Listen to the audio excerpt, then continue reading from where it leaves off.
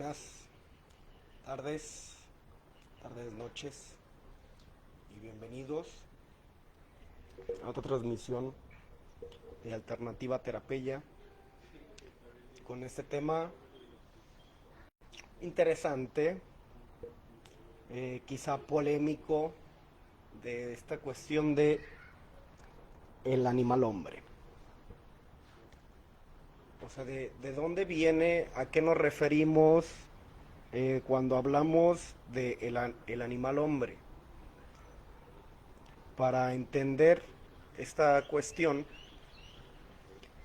a través del tiempo se ha nombrado, se ha visto, ha cambiado la cosmovisión del humano a través de diferentes épocas.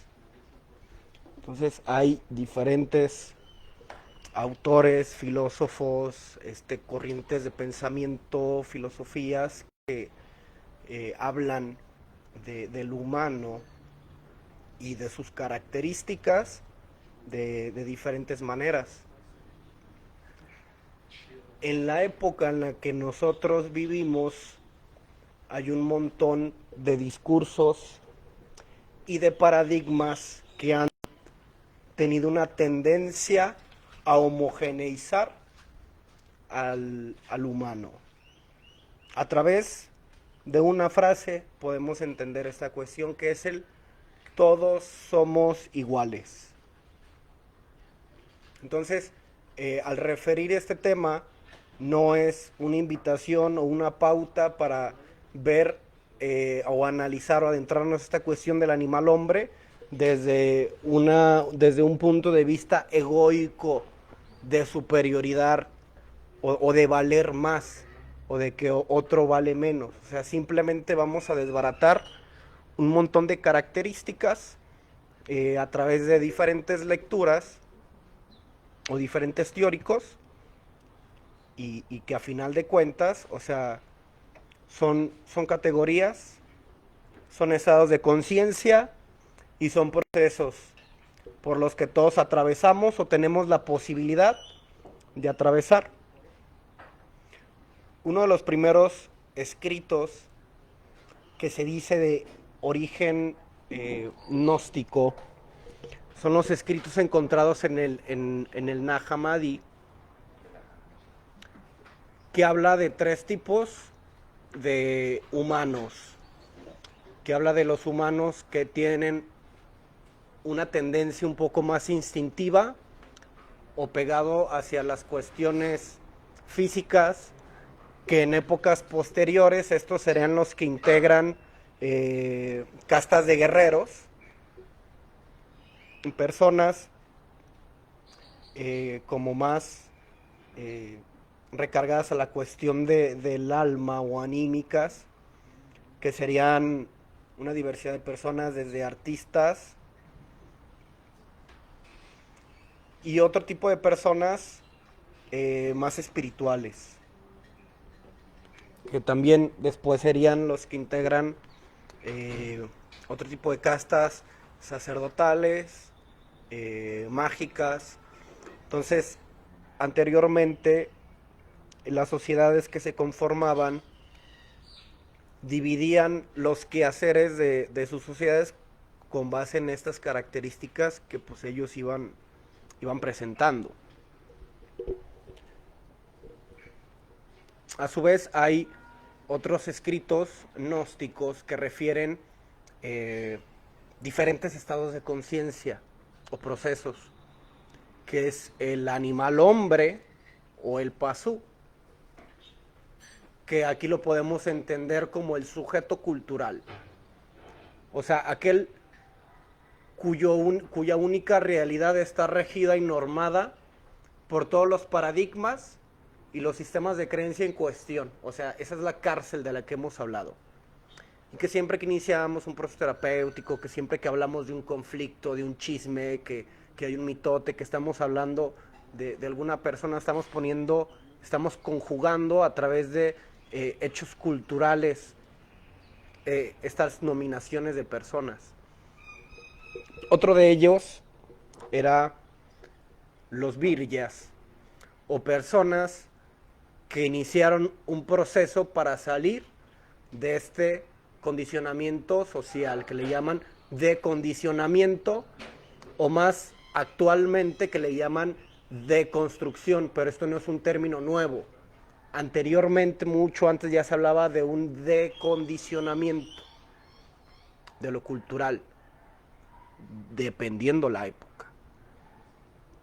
Y al final, el despierto, o sea, el que se libera de esta cuestión.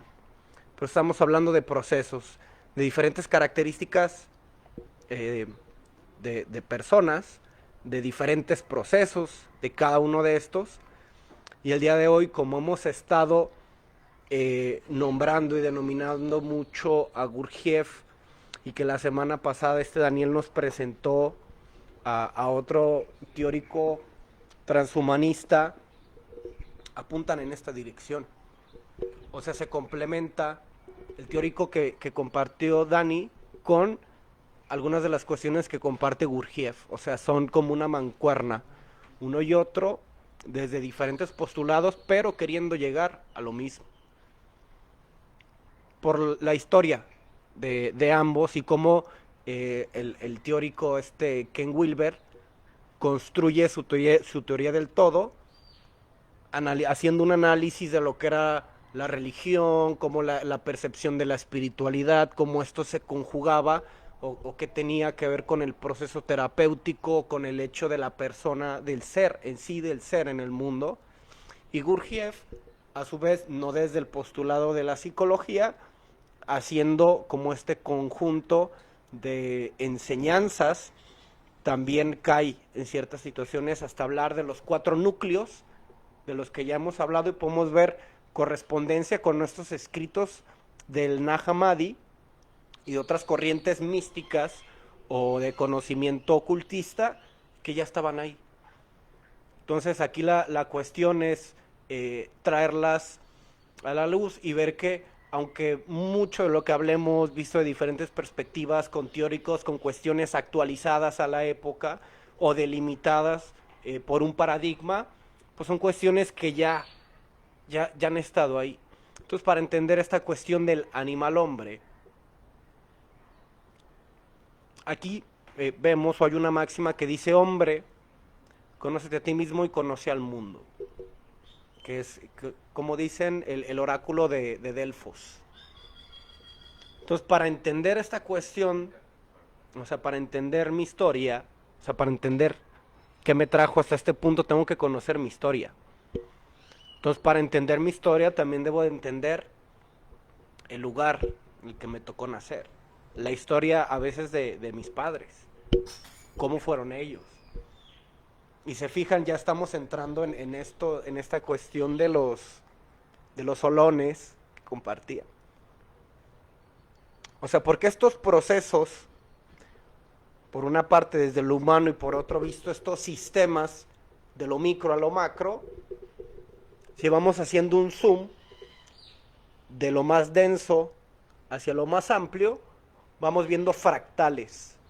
Fractales a maneras de sistemas que se replican en diferentes niveles, hasta llegar hasta esta cuestión del samsara, de esta cuestión del eterno retorno, de una escalera de subida y de bajada, que eso es algo muy viejo, es tan viejo como el tiempo mismo.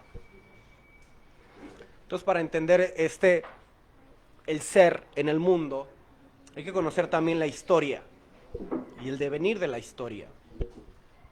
Entonces, una manera de hacer un zoom en la historia es viendo las eras, bueno, no las eras, las épocas, o que en el hinduismo se conoce también como los yugas. Son los 4 yugas. La era de oro, de plata, de bronce y de hierro. Cada una con diferente cosmovisión, cada una con diferentes valores, cada una con diferentes símbolos. Y como en esta rueda que conforma los yugas, que son los ciclos cósmicos de creación y destrucción, que repiten, que es el samsara que les digo. Hay características, o sea, esto es el eterno retorno. Entonces, siempre que vamos de la edad de oro, que es como la cúspide de lo humano, de lo espiritual, del conocimiento, a la era en la que estamos, es el Kali Yuga, la decadencia, la densificación de las densificaciones. O sea, para entender mucho de los conflictos personales, sociales, políticos, pues nos ayuda a ver esta cuestión de cómo los yugas, de cómo las cosmovisiones, las religiones, los símbolos de lo espiritual, los teóricos, filósofos y las ciencias se han construido. O sea, cómo han devenido, cómo se ha decaído. O sea, porque ahorita es... ¿Cuál es el sistema económico que predomina? Que está centrado en lo material.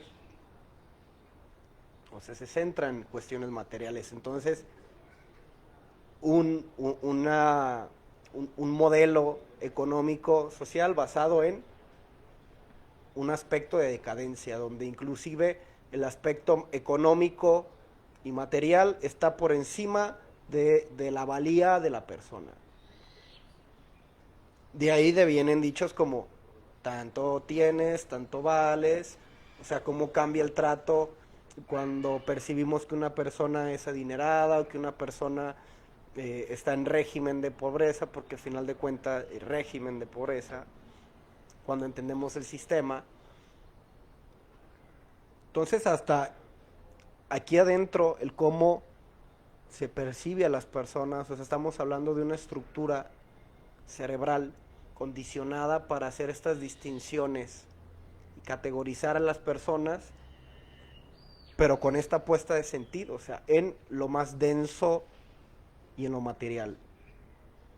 Entonces, siempre en todo tema que vayamos a tocar es necesario identificar cuál es la densificación, qué es lo denso, qué es lo que nos impide penetrar, qué es lo que les compartía. Cuando hablábamos del Tantra, había que observar el aspecto más denso que se viene arrastrando desde la historia. O sea, porque así cuando uno inicia un proceso terapéutico, uno viene a poner sobre la mesa un problema que cree que es de ahorita, pero que al analizarlo y al desbaratarlo, ve que es una cuestión del pasado que se ha ido deformando. Es una densificación de una situación pasada. Entonces, así como en ese proceso personal, también en este conjunto histórico hay densificaciones, hay patrones sociales y patrones de conducta y patrones de pensamiento. Y hay hasta quienes lo analizan desde vistas matemáticas, desde las auges y las caídas de los imperios, o sea, hasta matemáticamente lo han ido encontrando referencias. O sea, ya se darán cuenta qué tipo de persona es de esos tres tipos de persona. O sea, los que hacen este tipo de teoría para caer como en esta cuestión de cálculo y de delimitación. Por ejemplo, el tema de ayer, que era reciprocidad. ¿Cuál fue la densificación del tema de ayer? Las parejas, disparejas. O sea, no podemos llegar, a menos a través del discurso, no se pudo llegar a esta cuestión de la reciprocidad porque había un elemento denso, ya sea en lo personal o en lo cultural, que nos permitía llegar a percibir, hablar, a poner sobre la mesa esta cuestión de la reciprocidad. Entonces es el elemento denso el que hay que observar y que desbaratar. ¿Qué tiene que ver esto de los yugas o de las épocas? Cuando hablamos de religión o de espiritualidad o inclusive de símbolos, o de arquetipos, dicen, no, pues es que ¿cuál religión es la verdadera? O sea, hay tantas religiones y a través del tiempo estas mismas religiones se han visto de otras maneras.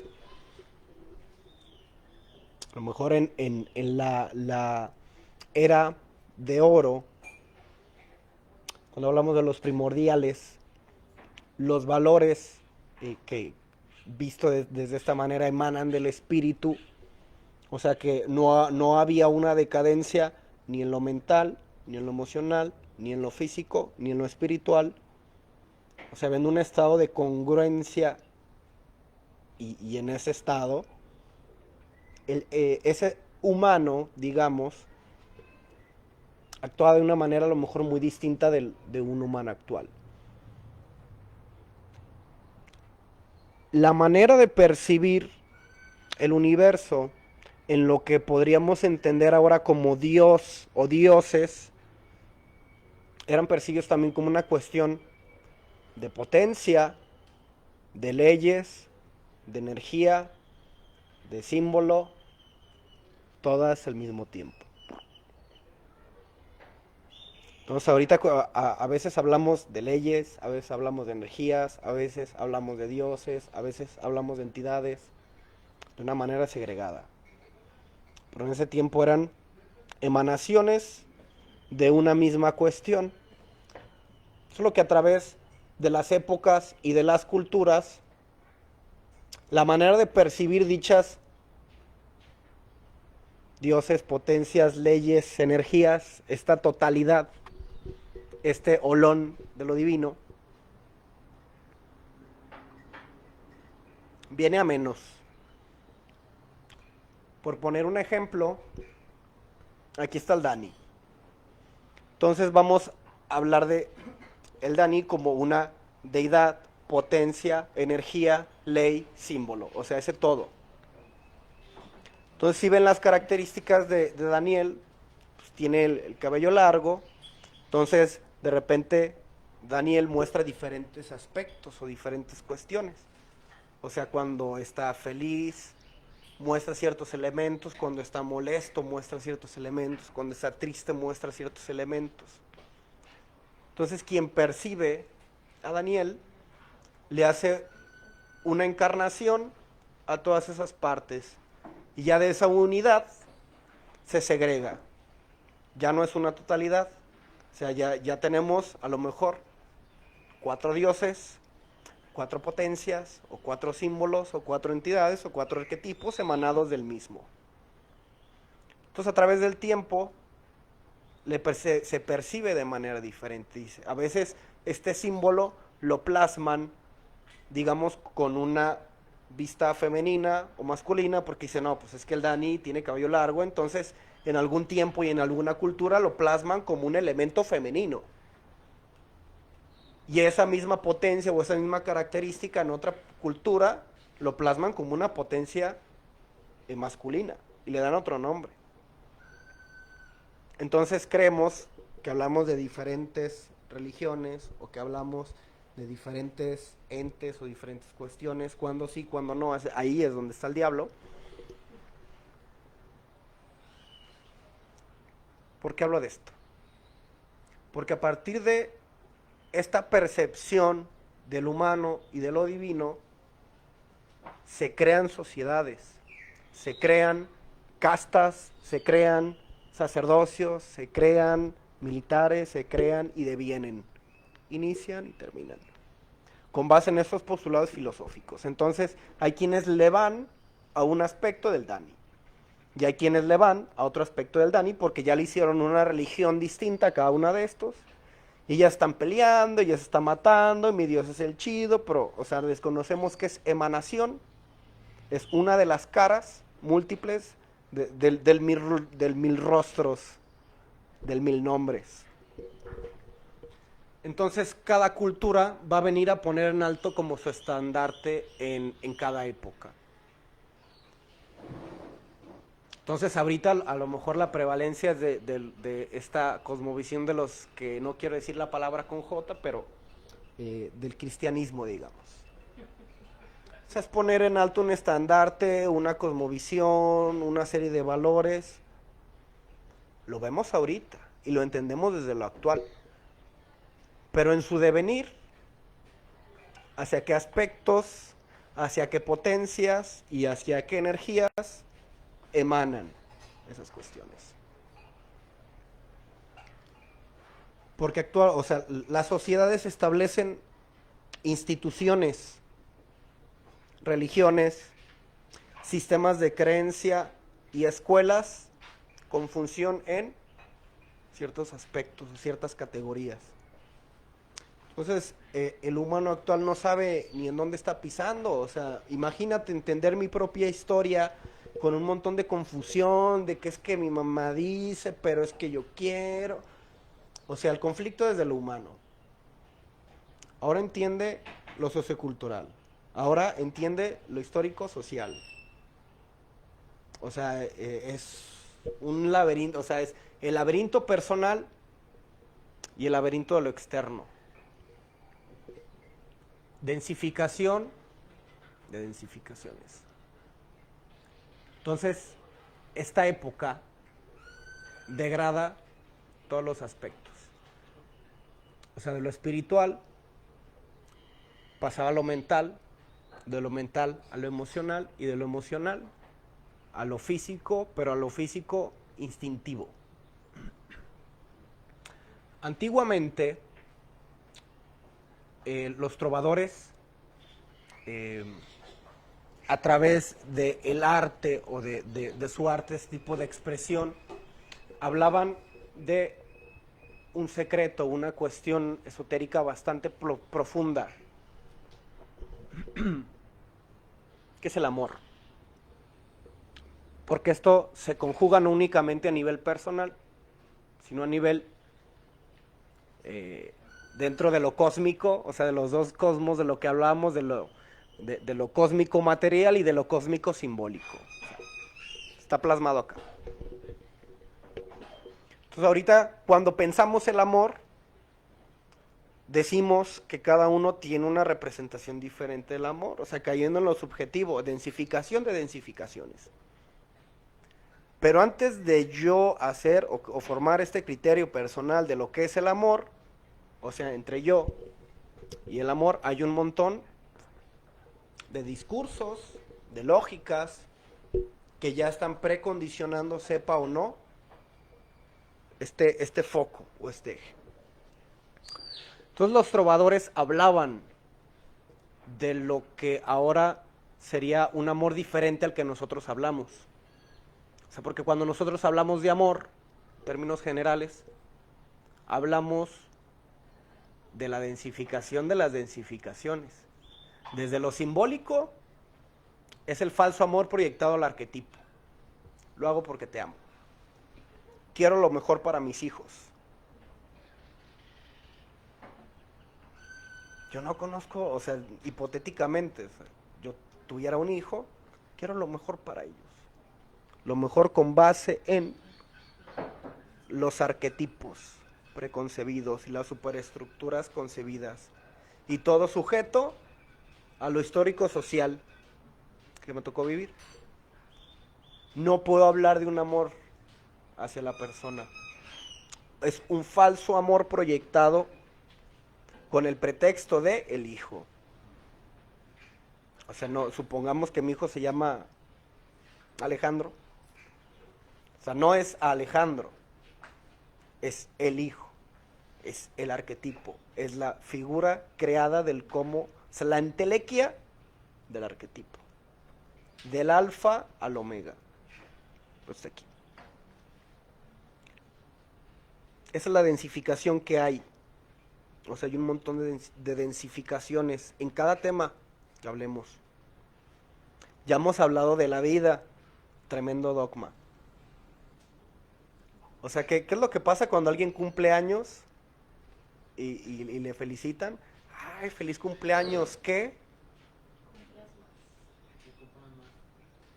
Tremenda mentada de madre. O sea, y es que este tipo de cuestiones que aparentemente tendrían un sinsentido, o sea, algo tan común y cotidiano, Vienen recargado de un aspecto de un dogma de vida. O sea, no te estoy deseando calidad de vida que es diferente de la cantidad de vida. Vive un chingo. Ya como vivas es tu problema, pero vive un chingo. O sea, porque el dogma vida lo que va a hacer es poner en alto lo que es, ¿cómo se llama? La longevidad. El que más vive. Y alguien vive 101 años, 120 años, es una cuestión exagerada y, ay, qué padre, no, ¿cuál qué padre? O sea, ay, qué bonito, tantos años. Mi tatarabuela, 117.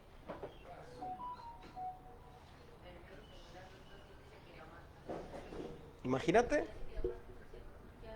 Exactamente. Densificaciones. Entonces, hasta cuando replico discursos como este, tan sencillo, tan coloquial, tan de la cultura, que ay, de la cultura del mexicano, no, ni sabes de dónde viene, o sea, es un dogma vida.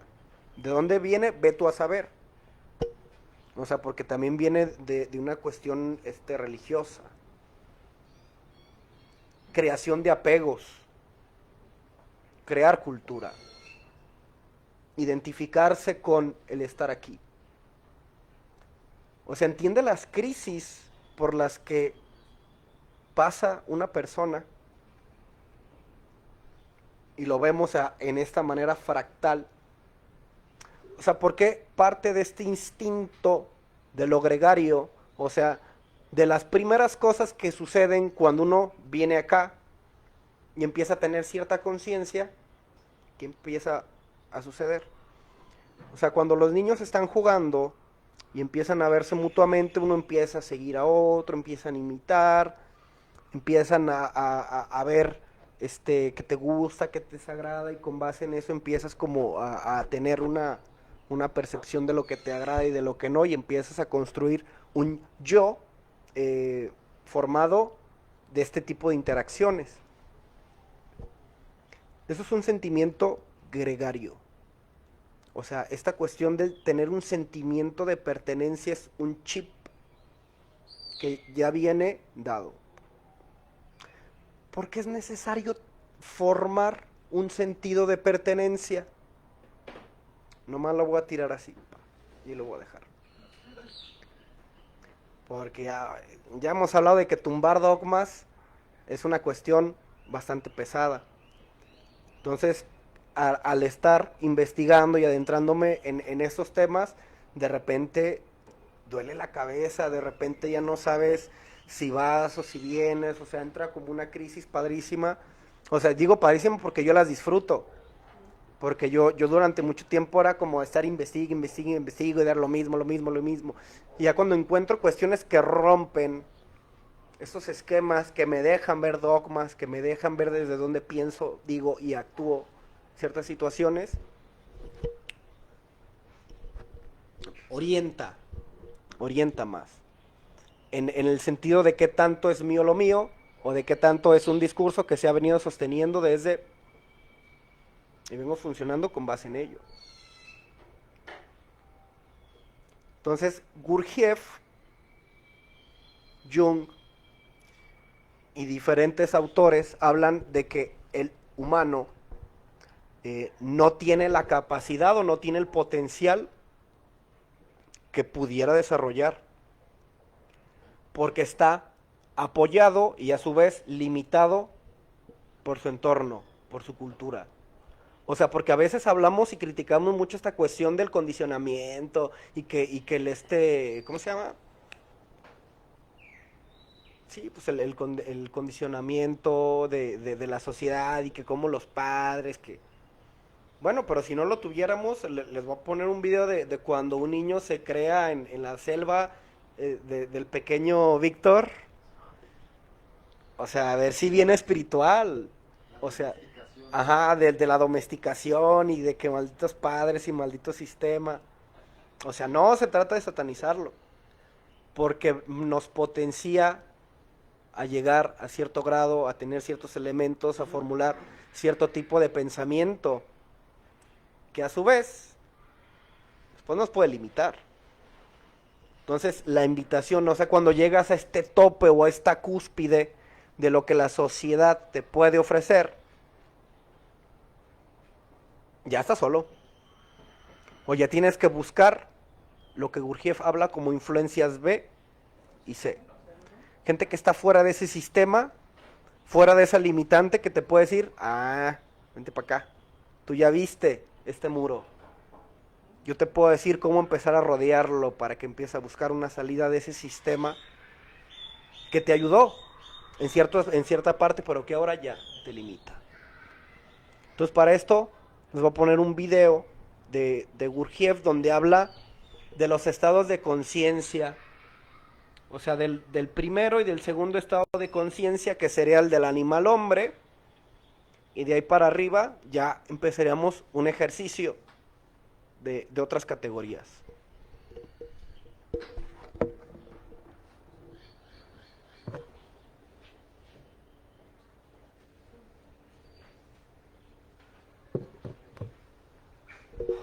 Tomemos la idea del hombre en relación a una escala de 7 niveles, 7 tipos de hombre, el hombre número 1, el número 2, el número 3, el número 4, el número 5, el número 6 y el número 7. Con esta gradación, estaremos en condiciones de comprendernos cuando hablemos del hombre.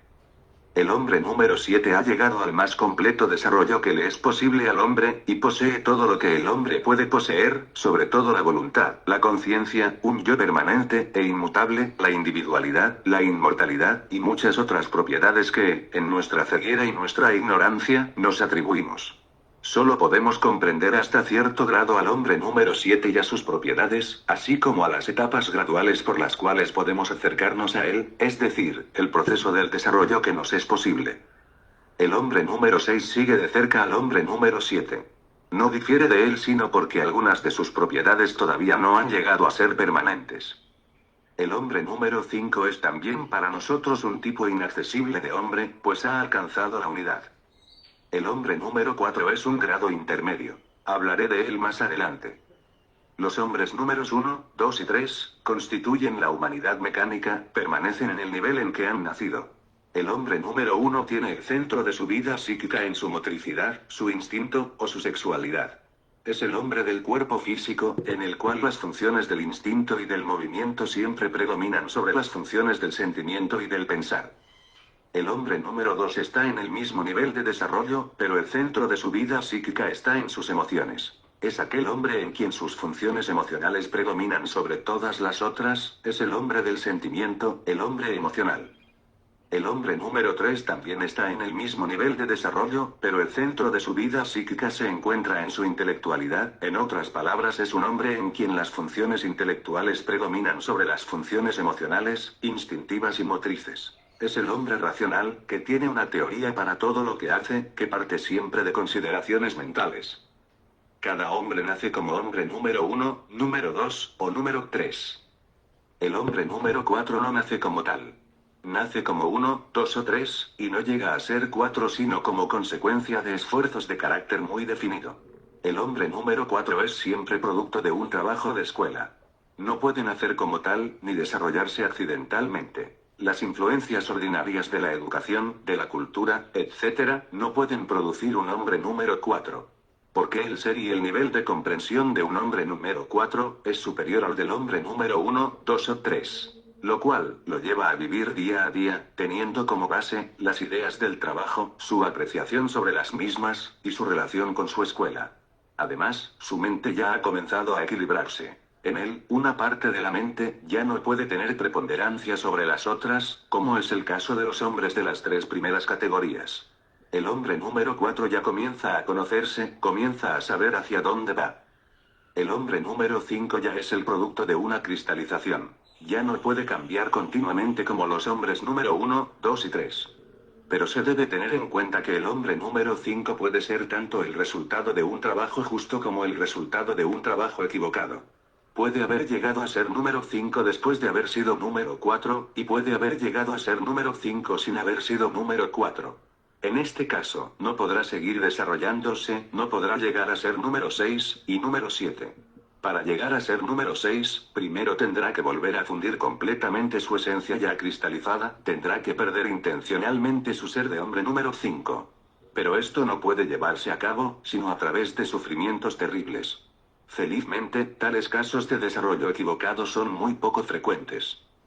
La división del hombre en 7 categorías permite darse cuenta de miles de particularidades que no pueden ser comprendidas de otra manera. Esta división es una primera aplicación al hombre del concepto de la relatividad. Cosas aparentemente idénticas pueden ser completamente diferentes según la categoría de hombres de donde realmente surgen o en función de la cual se las encara. Según este concepto, todas las manifestaciones interiores y exteriores del hombre, todo lo que le es propio, todas sus creaciones, están igualmente divididas en 7 categorías. Por lo tanto, ahora podemos decir que hay un saber número 1, basado en la imitación, los instintos, o aprendido de memoria, machacado, ejercitado repetidas veces. El hombre número 1, si es un hombre número 1 en todo el sentido de la palabra, adquiere todo su saber como un mono, o como un loro.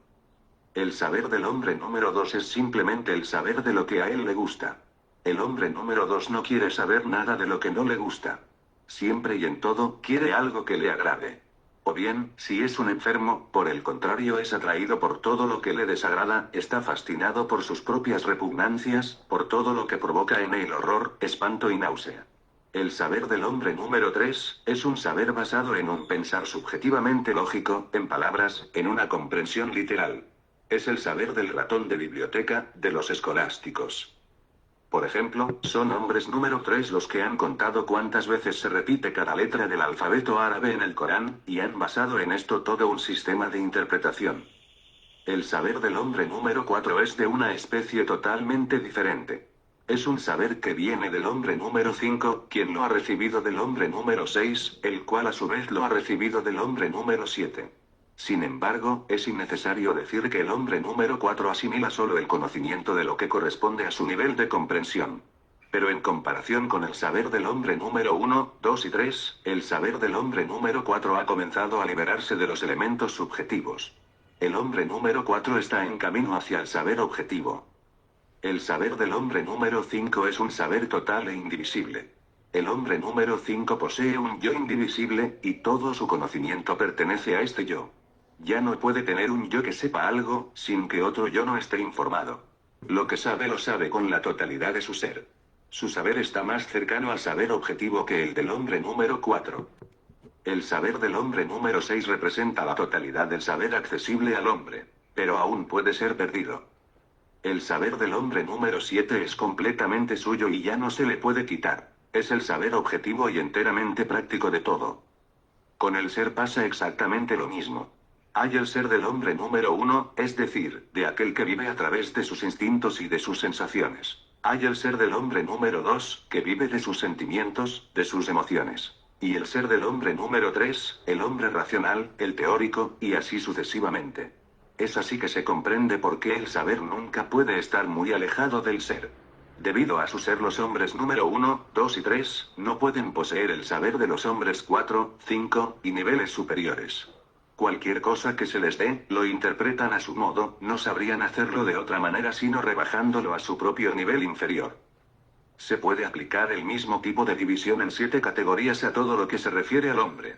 Hay un arte número 1, que es el arte del hombre número 1, un arte de imitación, de simulacro o bien groseramente primitivo y sensual, como la música y las danzas de los pueblos salvajes.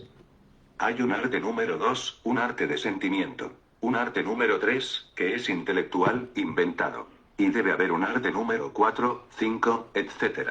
Exactamente de la misma manera, existe la religión del hombre número 1, es decir, una religión hecha de ritos, de formas exteriores, de sacrificios y de ceremonias brillantes, que a veces puede ser de un esplendor imponente, o por el contrario de un carácter lúgubre, salvaje, cruel, etc. Y también existe la religión del hombre número 2, la religión de la fe, del amor, del fervor, de la adoración, y del entusiasmo, que no tarda en transformarse en una religión de persecución, de opresión, y de exterminio de los herejes, o de los paganos. En cuanto a la religión del hombre número 3, intelectual y teórica, es una religión de pruebas y argumentos, basada en razonamientos, interpretaciones y deducciones lógicas. En realidad las religiones número 1, 2 y 3 son las únicas que conocemos. Todas las formas religiosas conocidas por nosotros pertenecen a una u otra de estas tres categorías. En cuanto a la religión de los hombres número 4, 5, 6 y 7, no la conocemos y no podemos conocerla mientras sigamos siendo lo que somos. Si en lugar de tomar la religión en general, consideramos al cristianismo, veremos que igualmente un cristianismo número 1 es, por así decirlo, un paganismo bajo un nombre cristiano. El cristianismo número 2 es una religión del sentimiento, algunas veces muy pura pero desprovista de fuerza, y otras veces sanguinaria y atroz, como la que condujo a la Inquisición y a las guerras religiosas. El cristianismo número 3, ejemplos del cual nos ofrecen las diferentes formas de protestantismo, se basa en teorías, argumentos, en toda una dialéctica, etc. Luego hay un cristianismo número 4, del cual los hombres número 1, 2 y 3 no tienen la menor idea. De hecho, el cristianismo número 1, 2 y 3 no es sino una imitación exterior. Solo el hombre número 4 se esfuerza por llegar a ser un cristiano, y solo el hombre número 5 puede ser realmente un cristiano. Porque para ser un cristiano, hay que tener el ser de un cristiano, es decir, vivir conforme a los preceptos de Cristo. Los hombres número 1, 2 y 3 no pueden vivir conforme a los preceptos de Cristo, porque para ellos, todo sucede. Hoy es una cosa, mañana es otra. Hoy están prontos a darle a un hombre su última camisa, y mañana a despedazarlo porque ha rehusado hacer lo mismo con ellos. Son arrastrados al azar del acontecer, van a la deriva. No son sus propios amos, y por consiguiente, aun si deciden ser cristianos, no pueden serlo de verdad. La ciencia, la filosofía y todas las manifestaciones de la vida y de la actividad humana se pueden dividir exactamente de la misma manera en 7 categorías, pero el lenguaje ordinario de los hombres está muy lejos de tener en cuenta estas divisiones, y debido a esto, es tan difícil para ellos llegar a comprenderse.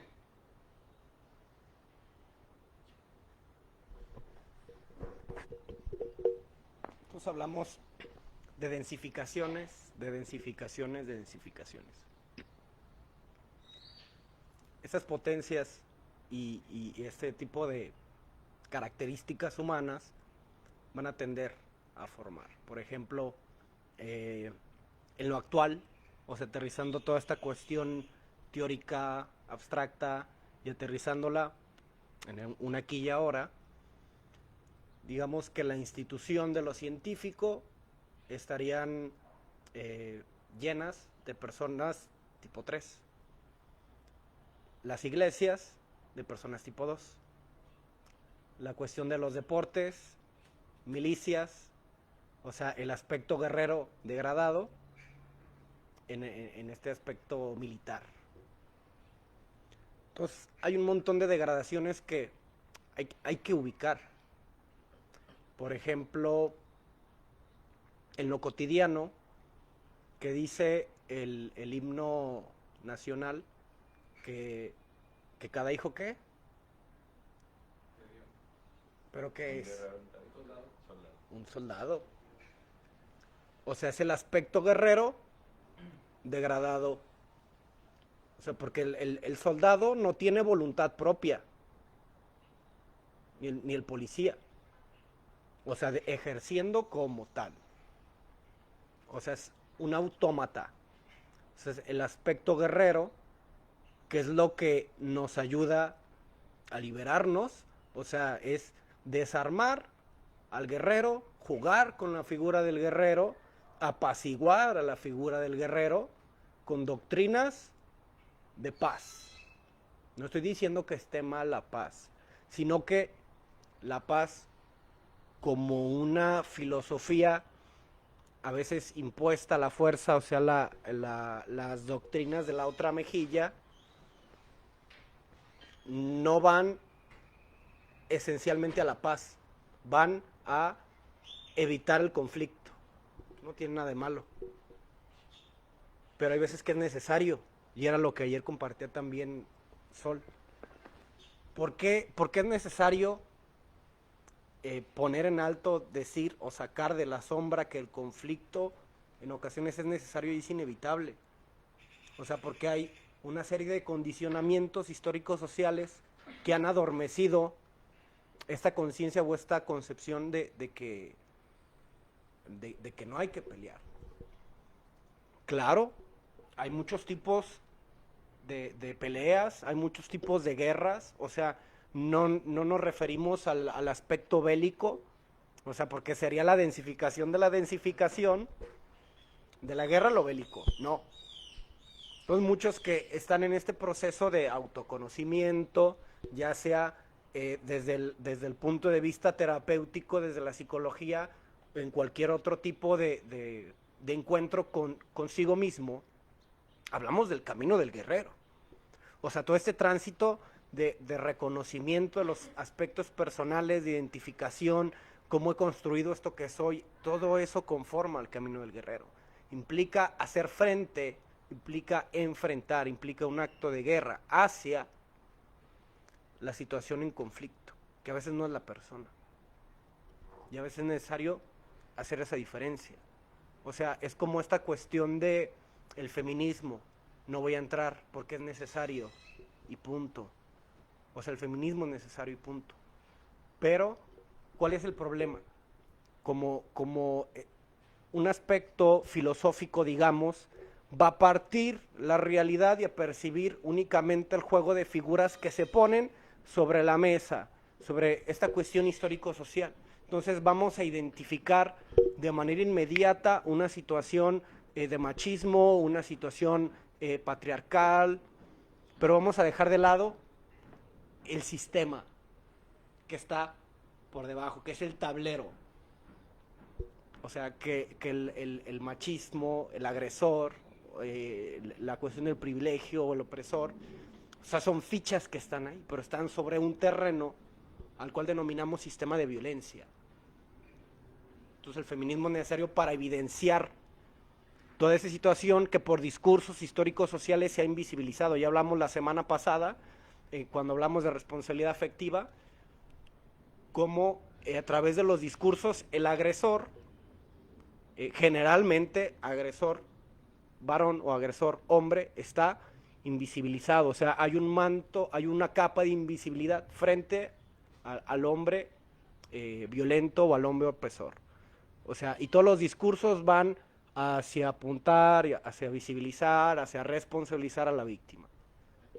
Pero tú, ¿qué hacías ahí? Pero tú, ¿por qué no te moviste? Pero tú le hiciste caso, pero siempre te dijimos. Y el agresor es invisible.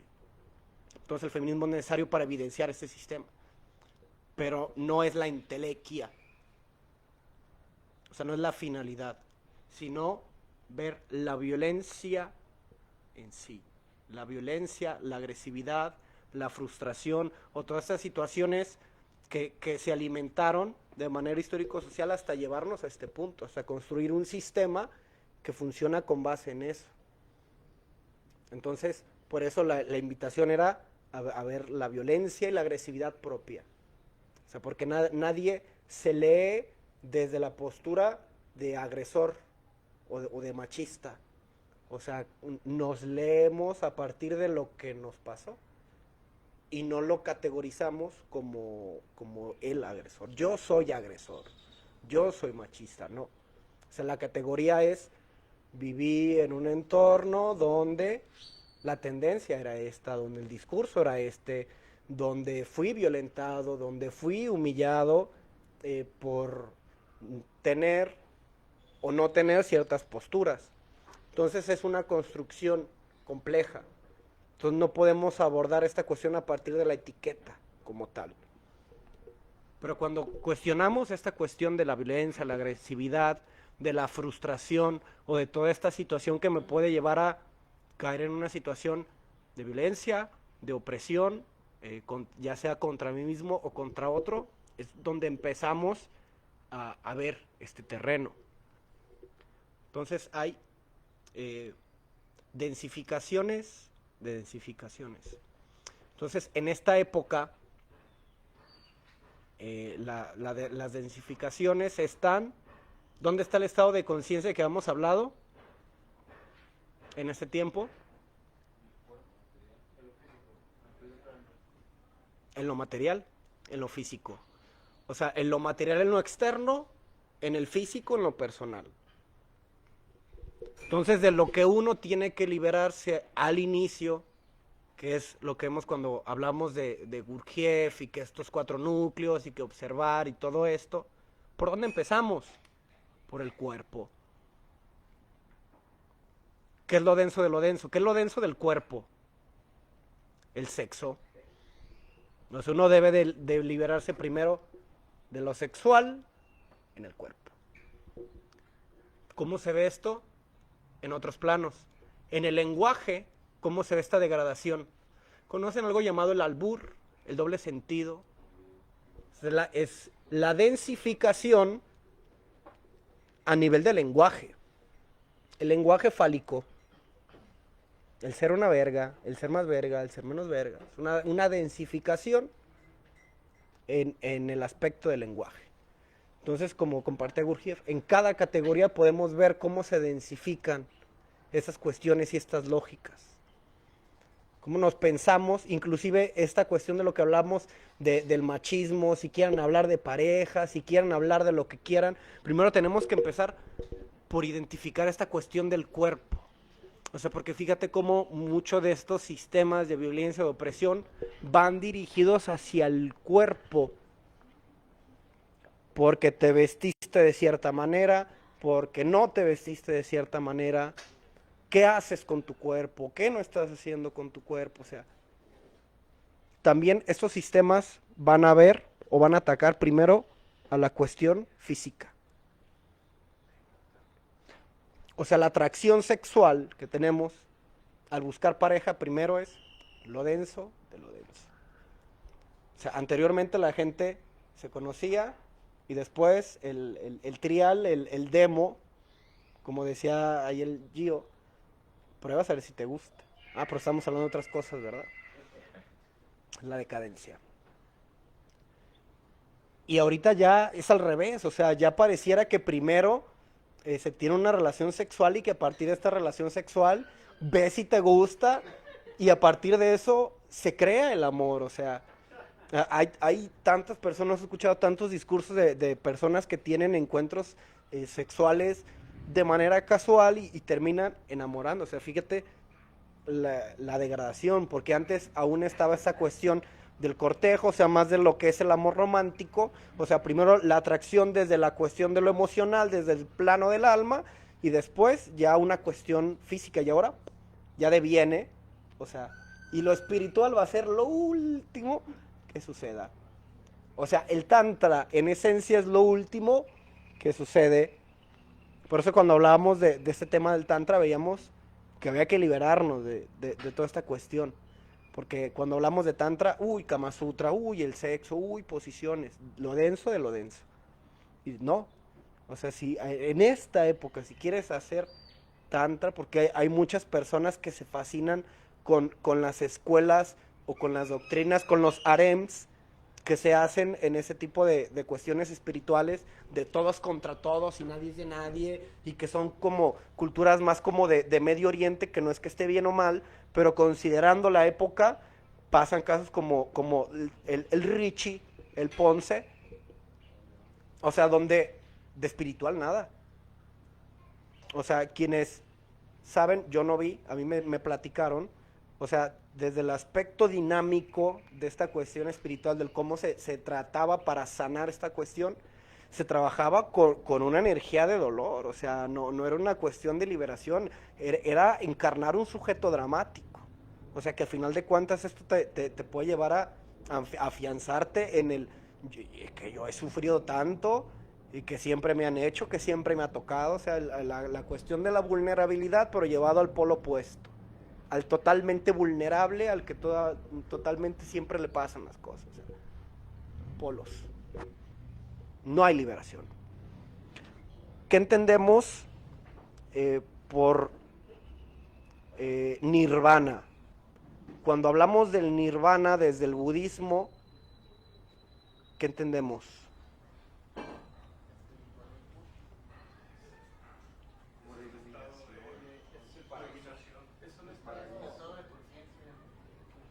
¿Estado de conciencia qué? O sea, aquí hablamos de 7 estados de conciencia. Como el punto más elevado, ¿no? Ah, pero, o sea, si estoy si yo me meto en un elevador y le aprieto hasta arriba, O sea, sería como el punto más elevado, pero ¿cómo se vivencia? Pero ¿cómo lo vivencio?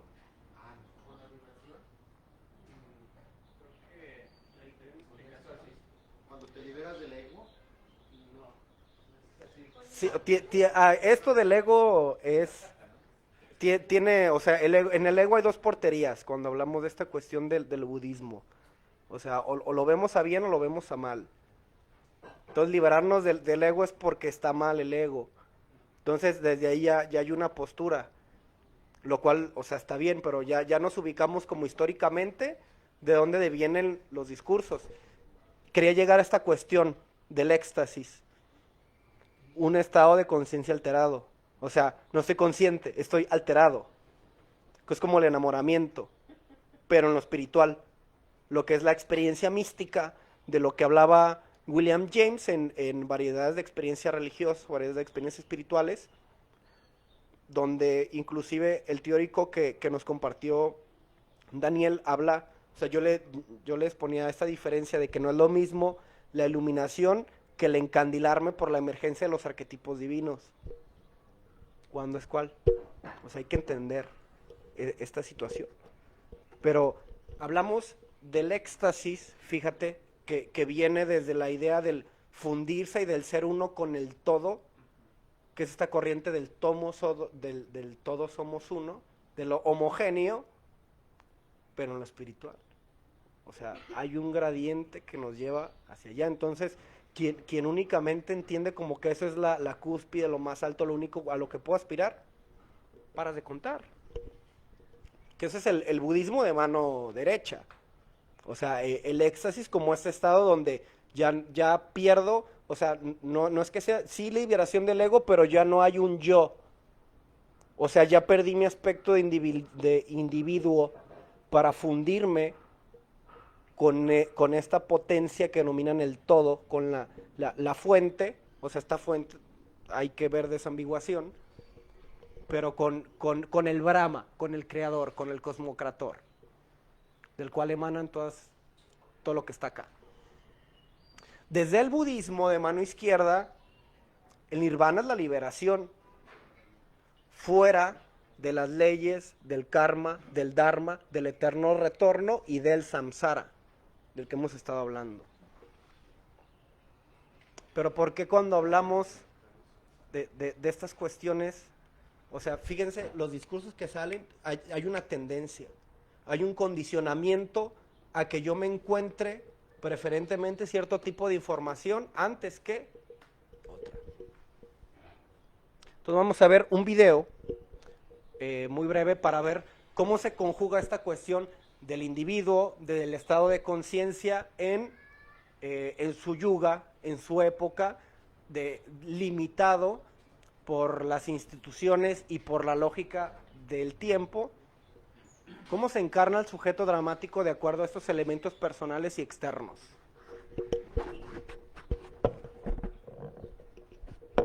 Sin embargo, al ser solicitado por Roma, fue trasladado a esa ciudad. La lista de cargos que fueron puestos en contra de Bruno fue la siguiente. Número 1. Tener opiniones en contra de la fe católica y hablar en contra de ella y sus ministros. Número 2. Tener opiniones contrarias a la fe católica sobre la Trinidad, la divinidad de Cristo y la Encarnación. Número 3. Tener opiniones contrarias a la fe católica en relación a Jesús como Cristo. Número 4. Tener opiniones contrarias a la fe católica en relación a la virginidad de María, la Madre de Jesús. Número 5. Decir que existen múltiples mundos. Número 6.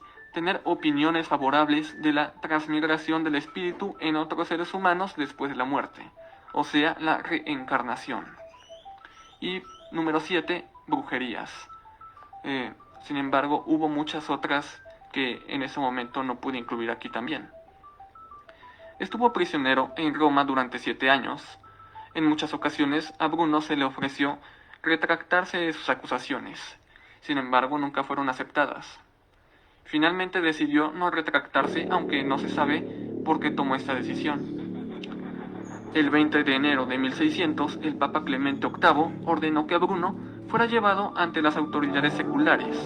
El 8 de febrero fue leída la sentencia en que se le declaraba herético, impenitente, pertinaz y obstinado. Fue expulsado de la iglesia y sus trabajos fueron quemados en la plaza pública. Durante todo el tiempo fue acompañado por monjes de la iglesia. Antes de ser ejecutado, uno de ellos le ofreció un crucifijo para besarlo, el cual rechazó y dijo que moriría como un mártir. Lo habitual era ajusticiar al acusado de herejía, siempre que éste se retractara en el último momento, y después quemar el cuerpo. En el caso de Giordano Bruno, tras una condena de más de 8 años, fue quemado vivo el 17 de febrero de 1600 en Campo dei Fiori, en Roma. En recuerdo de Bruno, se construyó posteriormente un monumento erigido en la misma plaza en el año de 1889, obra del escultor italiano Ettore Ferrari, donde se lee en italiano las siguientes palabras: Bruno, el siglo que predijiste aquí donde ardió la hoguera. Ha sido convertido en mártir de la ciencia por la defensa de las ideas heliocéntricas, aunque hay que decir que la causa principal de su juicio fue la teología neognóstica, que negaba el pecado original, la divinidad especial de Cristo y ponía en duda su presencia en la Eucaristía.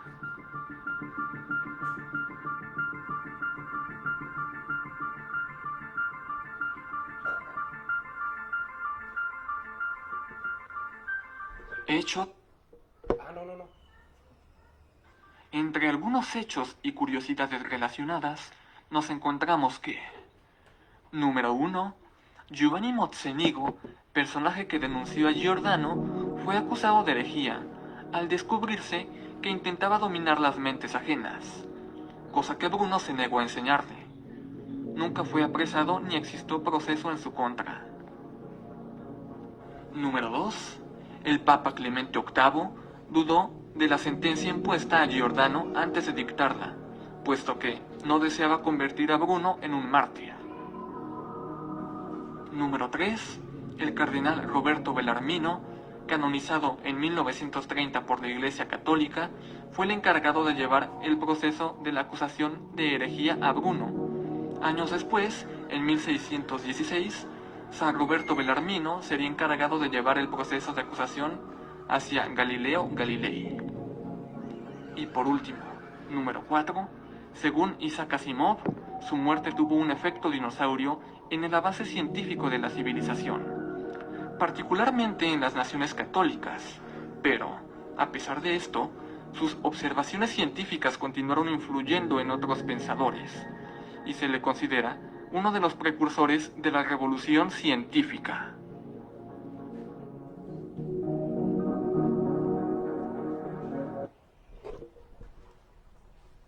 Dentro del drama que le toca vivir de acuerdo a su característica personal y a su época, hay otro elemento que me gustaría asombrar, sacar de la sombra. Y es que el hecho de que todas las personas que juzgaron a este personaje, no le di tanto énfasis al quién es, porque aquí es observar el hecho cultural. Porque dramas así hay un montón. Entonces es más el hecho en sí. Todos los que juzgan a Giovanni estaban en contra.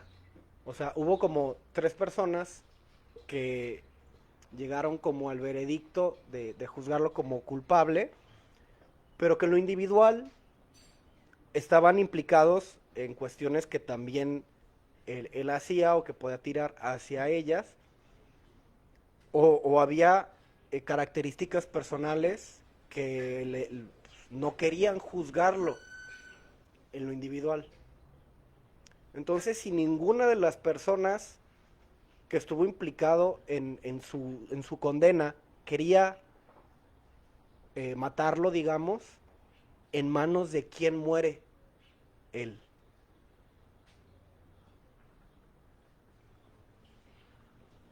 A eso le llamamos dogma. O sea, todos por continuar, por sostener la cultura o la cuestión de época, pues se llegaron a condenarlo. Pero desde lo individual no querían. O sea, a todo esto lo llamamos dogma. Y esta es la manera en cómo un dogma en lo personal puede llevarnos a hacer cosas que no somos nosotros, que no queremos hacer. Y también en lo colectivo.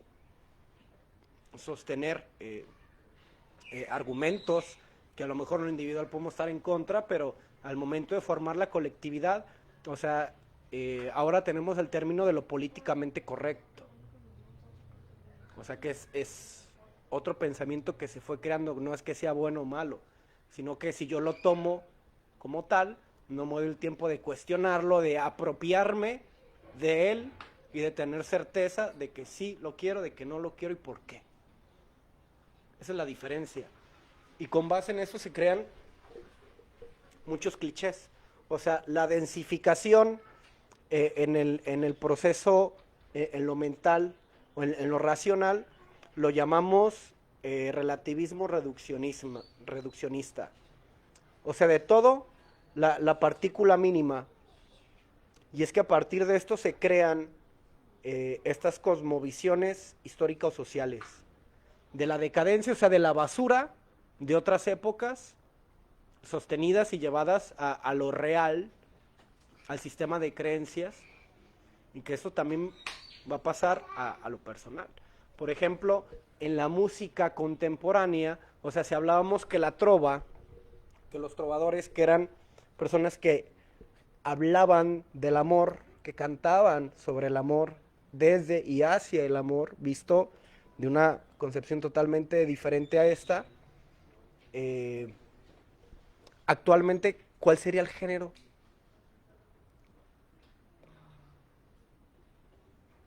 O sea, porque después hubieron baladas.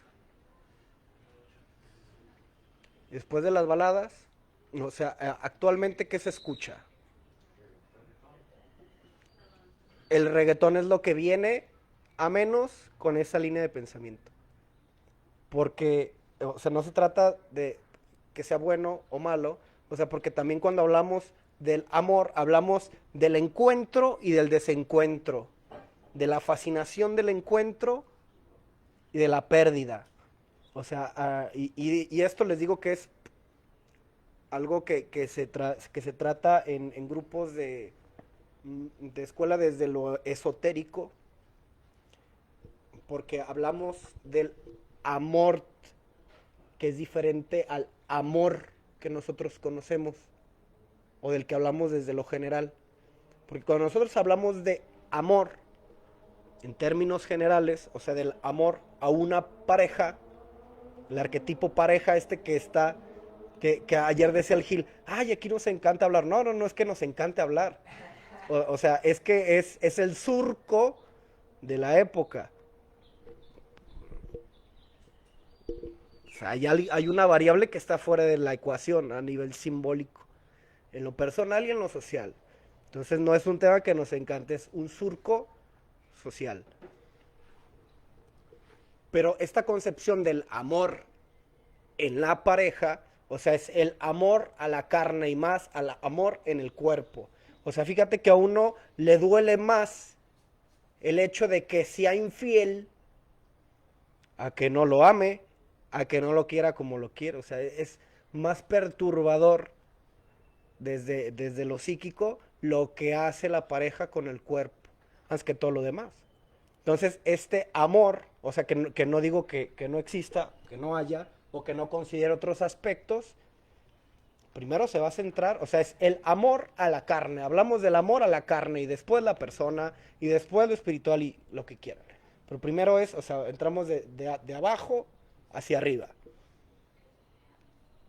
Entonces, cuando nosotros hablamos de amor, por toda esta serie de condicionamientos que han venido a menos, es el amor a la carne. Entonces, muchas de las doctrinas, incluso que hablan del amor al prójimo, es el amor, pero es a los hijos de la carne. O sea, que es el amor de Adán y Eva. Arquetipos, Adán y Eva. Pero en otras épocas los trovadores hablaban del amor, o sea, el amor que no va dirigido a la carne ni necesariamente a la persona. O sea, de persona máscara no, sino a la esencia. Pero esto es una pinche puerta bien cabrona, un tema bien perro, que tiene dos aristas, como todo, eh, de lo que es el recuerdo del amor primordial, no proyectado hacia la carne. Porque fíjate, ¿qué es lo que crea el apego o el sentido de pertenencia acá?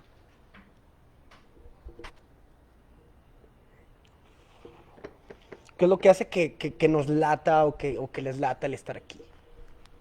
Lo único que hace sostenible la realidad. No, si no me dicen nada más, ya me preocupo. O sea, ¿qué es lo que los tiene aquí? Qué es lo que hace más llevadero?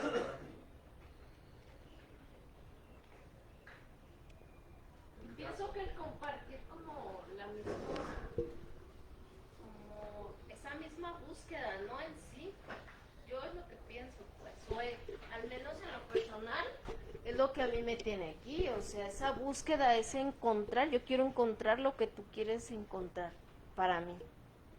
Yo quiero saber lo que tú sabes, yo quiero, aunque a veces no esté dispuesta, o aunque a veces no lo quiere escuchar, pero yo, o sea, a mí aquí me tiene hoy el compartir el mismo interés que tú tienes en buscar o en encontrar o en saber o en aprender. Okay. A mí. Más que aquí en el grupo, ¿qué es lo que hace llevadero el hecho de estar en esto que llamamos vida? O sea, en esta vida.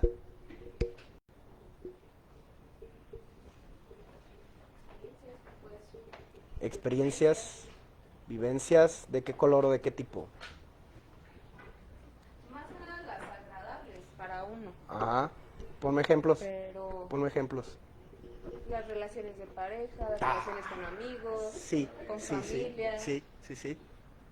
las cuestiones que te hagan como divertirte, que digas esto es lo que me agrada. En lo esencial, ¿qué es eso? ¿Lo que qué? En lo esencial, ¿qué es eso que compartes con en cada situación y con cada persona de la que me estás dando ese ejemplo? Pues con las parejas más que nada es placer. Con los amigos, pues cuestiones que haya como en común, ideas, algo que te guste hacer, alguna actividad, o hasta la comida, algo que te gusta comer. Y es así como pues no con todas las personas, es selectivo, digo yo por lo mismo, por la cuestión de ideas, con la familia, por las vivencias, por las etiquetas en mi familia, en mi mamá, en mi papá.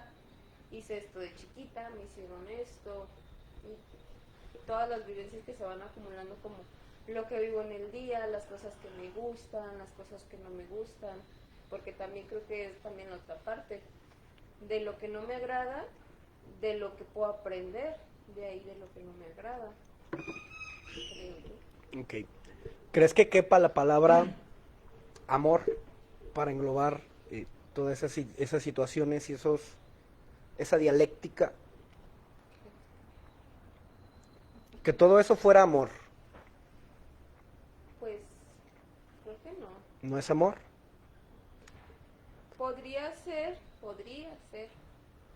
con algunas personas que no espero recibir algo a cambio, que no le pongo un precio, que no le pongo un valor. Si no me das, no te quiero. Si no me demuestras algo que estoy buscando, entonces no te amo, entonces no es amor, como lo que decías ahorita, como en la cuestión de la infidelidad, o de lo que hagas con tu cuerpo. Me puedes decir que me quieres, que me amas y me lo puedes demostrar, pero si estás haciendo algo que a mí no me gusta o que a mí no me agrada, entonces para mí es como no, entonces no hay amor, entonces no te quiero, de mi parte, de aquí hacia allá. Y igual con los amigos, con la familia, si me sacas la lengua entonces ya no te quiero. Si no haces lo mismo que yo, si no vamos de acuerdo, si no estás buscando lo mismo que yo, entonces no te quiero. Creo que hay como un precio, como un valor para las cosas.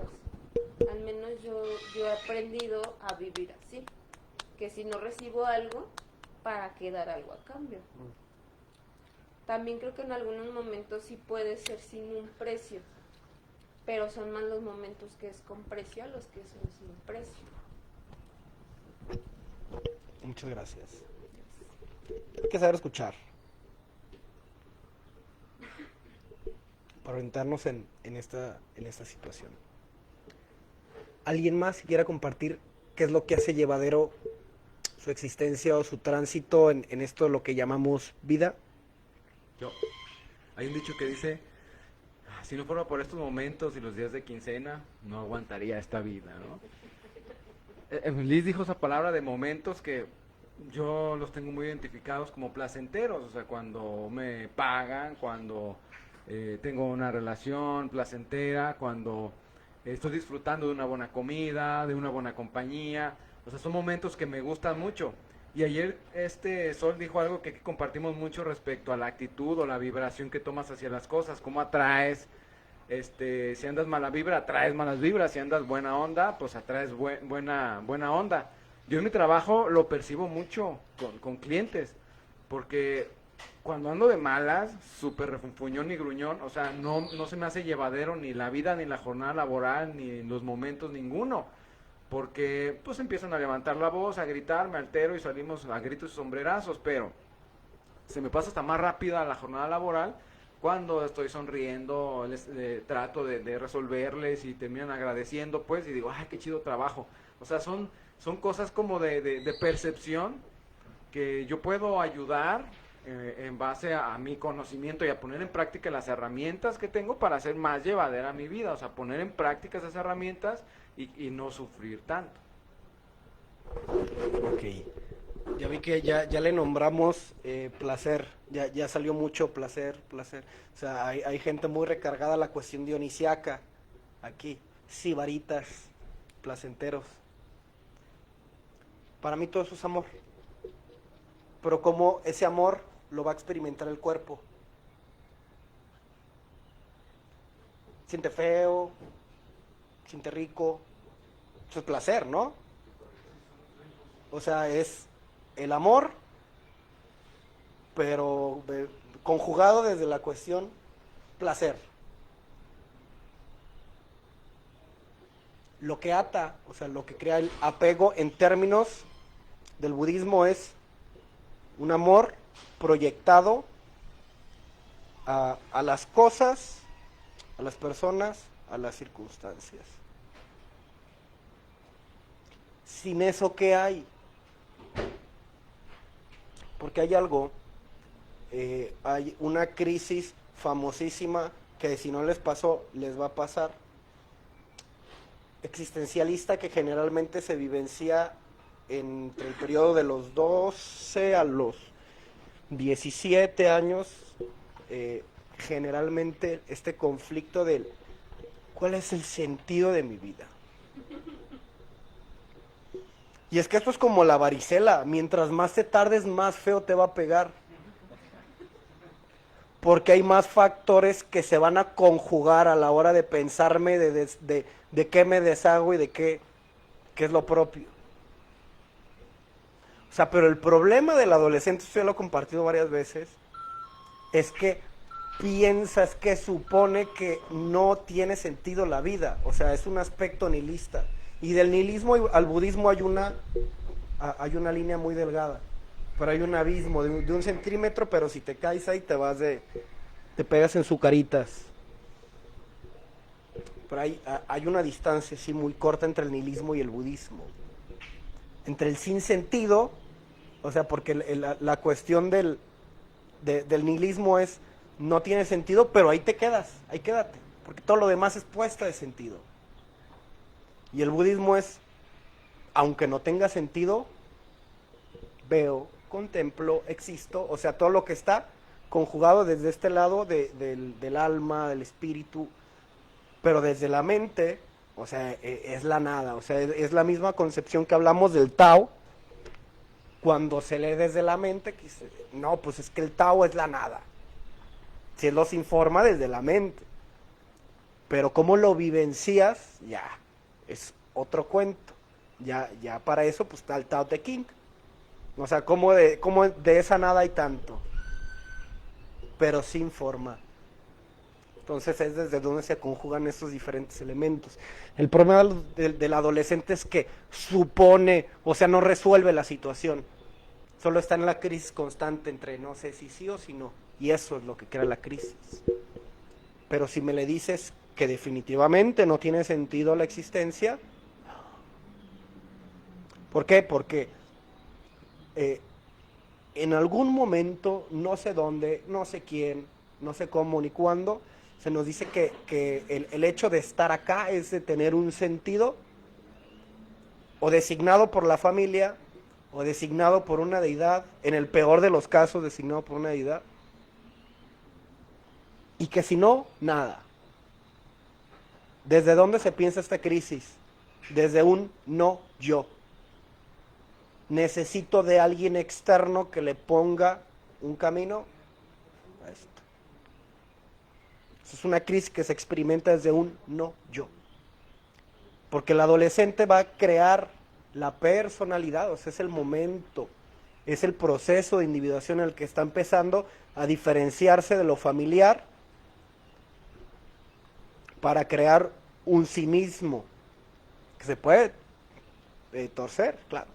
Puede tener influencias B o C que le jueguen a menos, que lo puedan sacar y que pueda caer en cuestiones de adicciones o mil cosas. Pero aquí la cuestión es, cuando ya hay un yo, esta cuestión de caer en el sinsentido, desde lo externo, ya no tiene tanto peso. O sea, cuando hablamos del derrumbe de las estructuras arquetípicas, de todas estas cuestiones que consideramos como esto es la vida, esto es la realidad, por aquí es el pedo, y todo eso se cae, ya no hay ese problema cuando hay un yo, cuando hay un sí mismo desde el cual crear.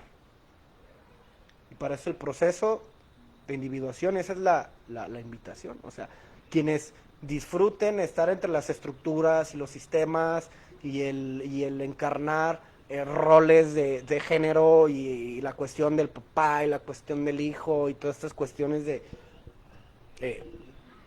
votar, pues está bien, o sea, nadie les va a decir nada.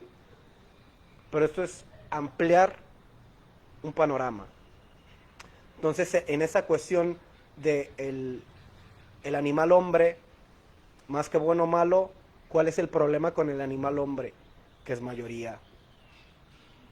¿Cuál es el problema con el animal hombre? Que le fascina votar y quejarse durante 6 años. O sea, si te fijas, es la no acción. Lo único que acciona es... Lo conocemos como el opinionólogo.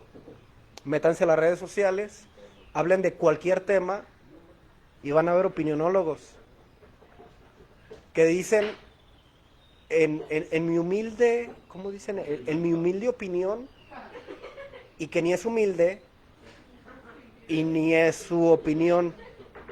O sea, es la densificación de una densificación histórico-social que tiende a pensar, actuar y decir de cierta manera. No hay un sí mismo, hay un algoritmo que anda por ahí hablando, pensando que es y pensando que vive porque cree que decide. Pero no hay autonomía y no hay un elemento clave para iniciar con esto, que es la predisposición, o como le conocen más desde la psicología, motivación. O sea, pero motivación se recarga en lo anímico. Predispuesto. O sea, con todo mi ser hacia tener un cambio, hacia encontrar lo que compartía esta Fabi. Esa es la predisposición. Dice, a lo mejor en este momento no soy, no sé, no puedo, pero quiero, y voy a poner todo de mí para dirigirme hacia eso. O sea, esa es la actitud sobre la que se debe de transitar un proceso terapéutico, un grupo de autoconocimiento y un camino espiritual. Eso es abrir la puerta. es la predisposición, estar abierto a. ¿Alguien que quiera compartir? En términos generales.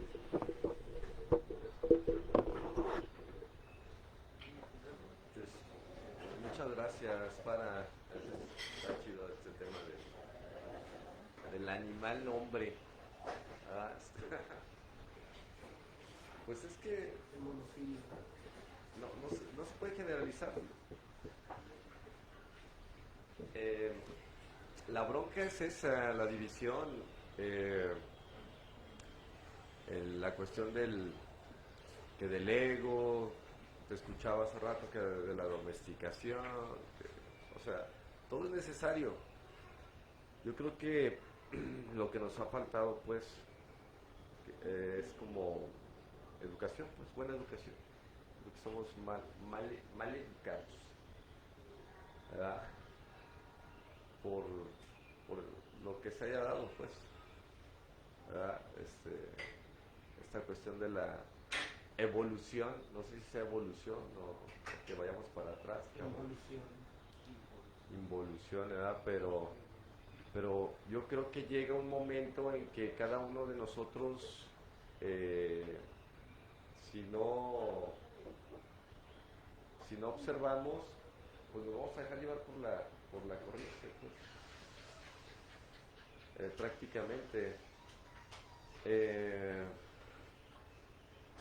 Es algo que a veces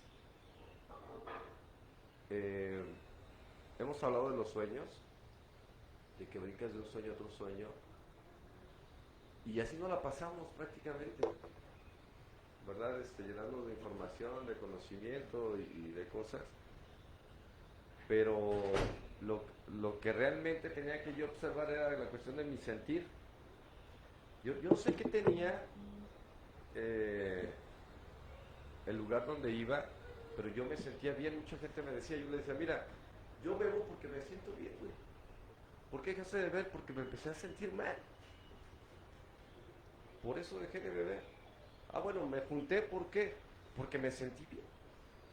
¿Por qué te separaste? Porque me empecé a sentir mal, güey. Pero luego le empezamos a echar un chingo de rollos, ¿verdad? Y es que a lo mejor en la infancia, y que sí está bien saber tu historia, está toda madre, está chido. Y hay que conocer tu historia para ver qué estás repitiendo, está toda madre, pero hay veces que somos tan rolleros, cabrón, que complicamos más la situación. Y a veces, decía Fara ahorita, que se me hace bien importante, aprender a escuchar, cabrón. Yo trato de escucharme cada que hablo, porque fue una de las cosas que me enseñaron allá. Escúchate cuando hables. Es bien importante porque es una interconexión, o sea, cuando no te escuchas es como una cuestión visceral. Quieres defender lo indefendible o convencer a alguien de lo que tú quieres que crea. Y no se trata de eso. Yo creo la postura de varios de los que estamos aquí es, y yo sí lo interpreto, muchas facetas que busqué o identidades que quise pertenecer, pues es porque no conoces tu origen, no te conoces tú. Y un cabrón que no conoce a Dios, a cualquier santo se linka, cabrón, no está en búsqueda de su identidad. O sea, a mí lo que me gusta de Alternativa Terapia es esa invitación a que encuentres tu propio camino, cabrón. Tenemos que tener cuidado con eso. De no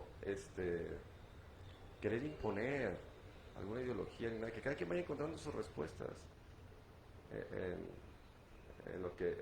la edad que tenga, las ideas que todavía siga generando.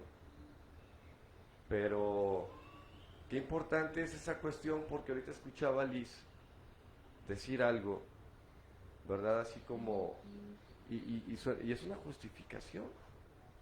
Cuando ya tenemos la información y el conocimiento, pero no queremos dar el siguiente paso, que es el de la práctica, que es ampliar tu zona de confort, cabrón. Es que así fue educada. No, ya tienes otra educación. Sí, está bien, ya fuiste educada, pero ya tienes otra información. Y ahorita escuchaba lo que decía Fara, todos nuestros pinches deseos, o a veces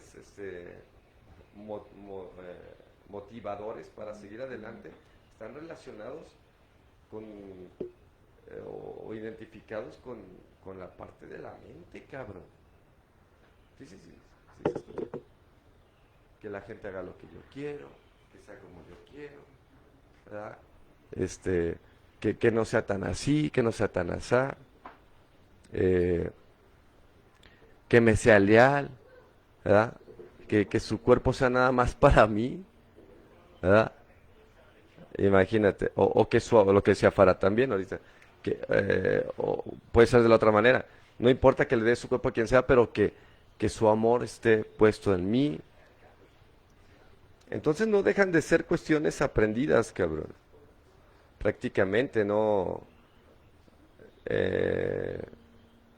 Ahora sí que este animal hombre se convirtió de ser dejó de ser animal para convertirse en una mendiga computadora, cabrón. Programada, hijo de su puta madre. Imagínate. Ojalá hubiéramos seguido de animales, ¿verdad? No tuviéramos tanto pedo. Pero no, cabrón, empezamos a mecanizarnos prácticamente. Automáticamente. Bueno, yo empecé de esa manera, ¿verdad? Es como cuando te meten un pinche programa y actúa de manera automática, como las pinches computadoras. Y sí necesitamos esos programas, pero ¿qué tipo de programas le tenemos metidos a este humano, cabrón, o a este hombre? Porque todo se necesita. Aquí es donde entra ya no una dualidad, sino que tiene que haber una unidad y poder reconocer que todas las cosas son importantes. Todas las cosas, que la cuestión mental es importante, pero aquí el pinche pedo es, ¿para qué es esto, cabrón? ¿Para qué es? Imagínate que te sirvan una nieve aquí.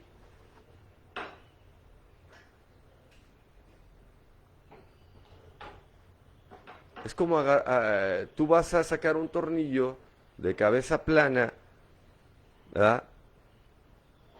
Y tienes todas las herramientas porque así, o sea, se nos fueron dadas y existen y están a la mano, al alcance, cabrón. ¿Y qué sucede?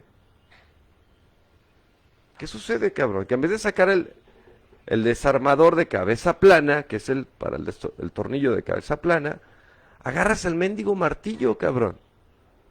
Y lo quieres sacar, pero a madrazos. O sea, no sabemos utilizar la herramienta adecuada en el momento adecuado, cabrón. Lamentablemente, pues, así me pasó.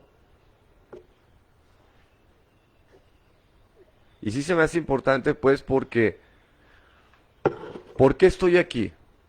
Decía Farah ahorita, hace una pregunta. ¿Por qué sigo aquí? Bueno, igual son etapas de mi vida que yo puedo identificar. Porque me sentía bien, dejé de sentirme bien y me cambié. Dejé de sentirme bien en el lugar donde estaba y tuve que hacer un cambio, me tuve que mover, cabrón.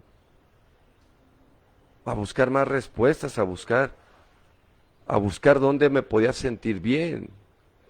Pero ¿cuántos de nosotros no nos sentimos bien y seguimos ahí, cabrón? ¿En serio? O sea, aferrándonos a que es como los sedentarios, ¿verdad? Y los nómadas, cabrón. Los sedentarios a donde quiera que iban, y no a donde quiera que iban, porque también está cabrón. Los sedentarios iban a donde había agua, a donde había alimento, a donde había, sí. No es que ellos se adaptaban al clima, ellos buscaban el clima adecuado. Se acababa ese clima adecuado y se movían. Los sedentarios no, los nómadas. Y los sedentarios, ¿qué es lo que empezamos a hacer? A querer que todo se adapte a tu ley, güey. No, y a huevo, no hay agua, pues vamos a hacer que llueva, chingue su madre, a ver cómo, cabrón. Y si no, tubería y chingue su madre donde sea. Si no, vean a Dubái. Los pinches de Dubái era un desierto esa mamada y adaptaron todo. ¿Ah? Imagínate. Y en África, que se chinguen. ¿verdad? No hay lana, no hay con qué manejar y dominar o comprar. Pregúntale a los de Dubái si sufren por una pareja. Pues esos cabrones tienen harems. Imagínate. Pero pregúntale aquí a los de mi barrio, cabrón. ¿Verdad? Agarran una pinche 3 patines y los deja diciendo que ya no van a agarrar otra igual. Chingo a su madre, cabrón. A mí se me hacía bien cabrón cuando yo iba a la Penálfara. Yo decía, no mames, yo estoy afuera y mi vieja no me quiere ver y aquí vienen y los visitan. Y hasta visita conyugal. Puta, o sea, ¿cómo está ese pedo, güey? ¿Por qué? O sea, está cabrón, ¿no? Uno que está acá librezón y la chingada y haciendo lo que te corresponde entre más o menos. Ah. Con esa parte de que ya, es que creo que ya sé. No, cabrón. Entonces esta cuestión escuché el audio, estaba ahorita ahí en el baño escuchando, ¿verdad? Estaba muy padre. Y además que es parte del libro, que está muy chingón. Porque hay cuestiones de la historia de mi vida que yo las puedo observar el día de hoy y que las he tenido que reconocer, como esta cuestión del tipo de hombre N1, N2, N3, N4, N5, N6, N7, cabrón, y de repente sentimos que vamos como en el N7, hijo de su puta madre. Imagínate. Oh, humildemente, dice Farah, ¿verdad? Aquí como dicen los cabrones estos. Humildemente se me hace que iba como en el N5. Hijo de su puta madre. En el N5. Cuando tus acciones sí eran como de un N5. Pero tu sentir era totalmente perverso, cabrón. Totalmente perverso, en serio. Y caemos en trampas bien cabronas, donde regresa la culpa, cabrón. Donde regresan los pinches miedos atormentadores que te paralizan, cabrón. Y donde surja el pinche miedo, chingaste a 20, cabrón. Porque si no hay conocimiento de ti, que tenemos que empezar con eso, con la cuestión de quién eres, ¿verdad?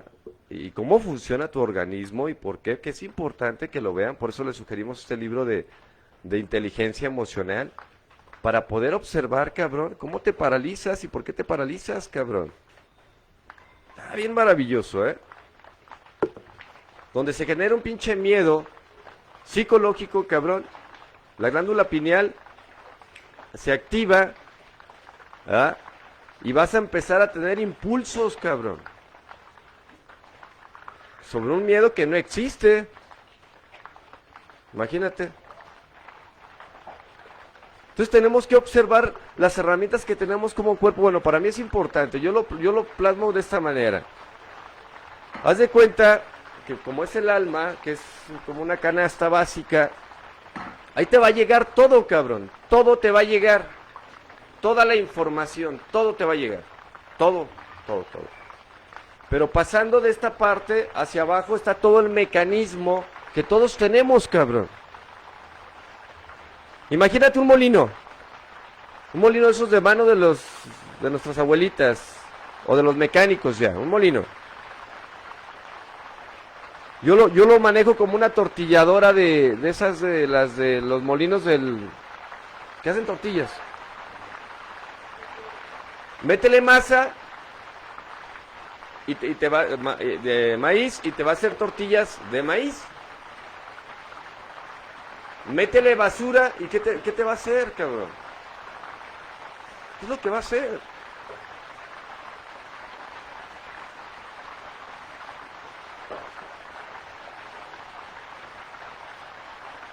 O sea, tenemos que cambiar el mecanismo también, si queremos. Depende de lo que le estés metiendo, cabrón. Si quieres, es como los extrusores de plástico, no sé quién conozca esas máquinas también. Hay unos que te hacen bolsa, otros que te hacen tirita de plástico, otros que te hacen manguera. Tienes que cambiarle, ¿verdad? la salida, cabrón. Hay unos que te hacen jabones, sacan cuadros. El mecanismo es el mismo. Lo que tú quieras que te fabrique, se lo tienes que cambiar.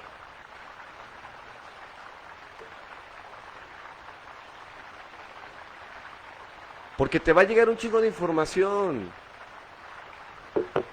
Y si no sabemos cómo funciona nuestro organismo, qué lo afecta, qué lo madrea, cabrón, le vamos a seguir echando alimento y nos vamos a preguntar, bueno, cabrón, ¿por qué me salen, en vez de tortillas, cabrón, me da ¿por qué me salen guaraches con piedras y con tierra? Imagínate.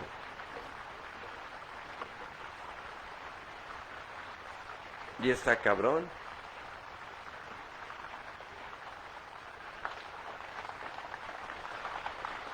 Esta cuestión de empezarnos a conocer a nosotros mismos, necesitamos empezar con esta cuestión de la terapia individual, que es bien importante, en serio, porque miren, puedes echarle un chingo de información, pero si no arreglas tu maquinita para que funcione bien, toda la pinche información que te llegue, o sea, se los quiero plantear como en algo que se pueda comprender.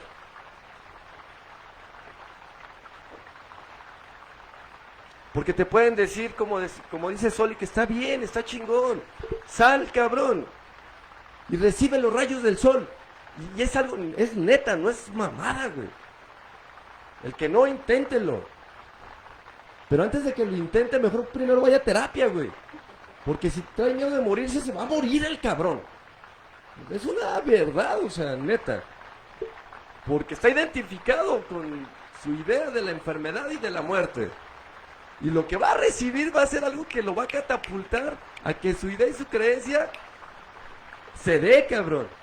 Por eso qué importante es, y hay que tener mucho cuidado los que sugieren ese tipo de energías, cabrón, lo que decía para ahorita, o de prácticas o religiones o lo que sea, que te va a activar, pero imagínate que tú estás programado para destruir, cabrón, y eso es lo que estamos hechos, programados para destruirnos.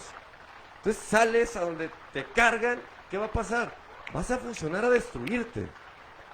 Eso qué importante es autoprogramarnos nuevamente a través de que quiero yo, cabrón, y ahora sí, a través de la meditación, a través de la respiración, a través de la energía solar, que es el plasma maravilloso, vas a generar salud, cabrón. Pero mientras que tengamos ese pinche chip, ¿verdad?, de miedo, cabrón, si está chip de miedo, vas a generar más miedo, cabrón. Por eso no se puede sugerir una cosa. Yo no estoy en contra de que sugieran eso, pero yo creo que falta esa parte. Por eso les digo que de nada sirve la cuestión colectiva o meter a la gente a herramientas. Por eso mucha gente en la ayahuasca o en ese tipo de prácticas o en las experiencias les truena la cinta, cabrón. ¿En serio? O sea, te aceleran tu pinche proceso. Ojalá te lo aceleraran, cabrón, para... pero te sugirieran primero desidentificarte de un chingo de cosas. A veces creemos que somos N5 cuando ni siquiera sabemos qué hijos de la chingada somos, cabrón. Está cabrón, ¿no? O N4, o N3, o... Esa palabra, imagínate. Entonces para mí ha sido importante, cabrón, porque en serio, tengo miedo que me dejen. Y empiezo a agarrar un chingo de cuestiones, porque me encanta, soy muy inquieto, cabrón. Y me encanta buscar cuestiones así como que te alimentan. Te puedes ir a la naturaleza y te alimentas, pero regresas a terminar lo que empezaste, cabrón. Energéticamente llegas con una fuerza para terminar lo que empezaste. Y no que me dejen, ahora sí llegas y vengo a que se truene la... Porque mi miedo va a provocar o va a causar. Entonces yo creo que para mí ha sido importante, pues, tener que reconocer muchas cosas, tener que reconocer que para entrar a estos otros caminos que son bien importantes, de que la verdad, y son delicados, cabrón, necesitamos primero como purificarnos, cabrón, nosotros, en serio. Porque mucha gente, nunca puedes tú, cabrón, echarle lo que tienes aquí si no limpias esto, cabrón.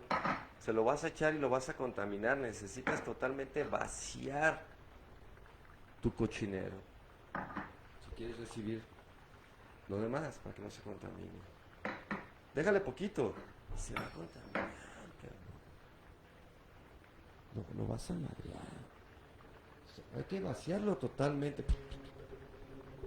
Decían muchos, es que nos quieren lavar el cerebro, sí, pero no te dejas, culero. Esa es la intención, pero no te dejas, o sea, te aferras, bien cabrón, más o menos.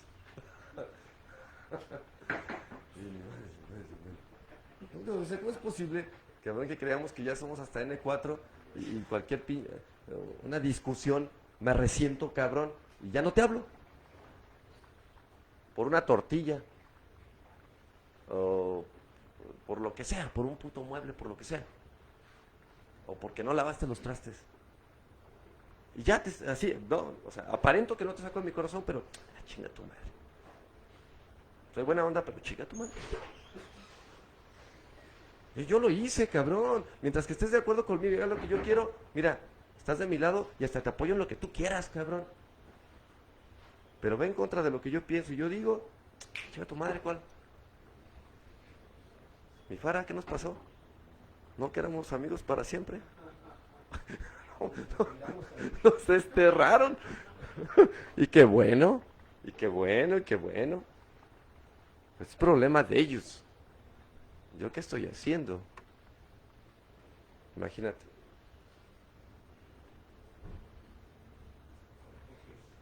Por herejes. Por pinches herejes, porque no se dejan ya. Hijo de su puta madre. Pero bueno, ¿verdad? Y yo creo que vamos con un objetivo de que cada quien vaya encontrando su camino. Eso es lo más importante. No el de nosotros, ni el de Fara, ni el de Daniel, ni el de Ren, ni el de Héctor, ni... No, cabrón, que el tuyo. Pero tenemos que reconocer muchas cosas. Les podemos decir, ¿qué quieres tú? Y nos podemos preguntar, bueno, yo me preguntaba mucho, ¿qué quiero yo, cabrón? Pero bueno, lo que quiero es realmente lo que quiero yo o lo que quieren los demás. Bueno, lo fui viviendo, lo fui experimentando y me tuve que dar cuenta que todavía mucho tiempo viví para los demás creyendo que yo decidía, cabrón. No hay una decisión, en serio. Y también tuve que dejar de pelear, cabrón, con qué me afecta, qué no me afecta, cabrón. El ego, ¿verdad? La sociedad. Y empezarnos a ubicar en esta cuestión tan maravillosa de que nada es malo, güey. Nada más que no lo sé utilizar. No sé para qué son las cosas, güey. Ese es el pedo, que no sé para qué es todo lo que dice Eckhart Tolle. Siempre te preguntas, porque es egoísta, ¿qué quieres de la vida? Y nunca te has preguntado qué quiere la vida para ti, cabrón.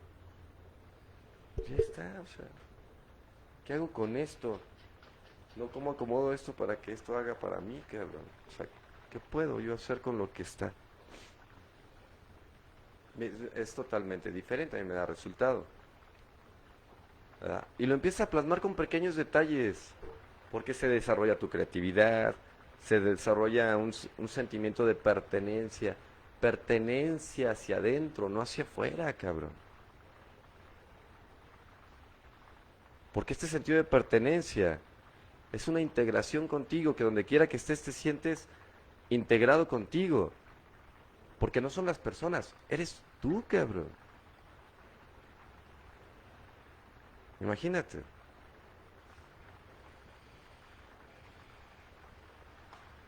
Ya no ocupas ir de vacaciones, cabrón. Estás en vacaciones, se va transformando todo. Tu percepción de ver las cosas se va modificando. Lo que antes era una carga, ahora es un placer. Pues qué chido. Y lo decían mucho allá, pero yo no lo alcanzaba a comprender, se me hacía una mamada. Gracias por permitirme servirte. ¡Ah! Imagínate. Desidentifícate de esa pinche idea. Está bien cabrón. Imagínate. Gracias por darme la oportunidad de servirte de comer y de atenderte. Gracias.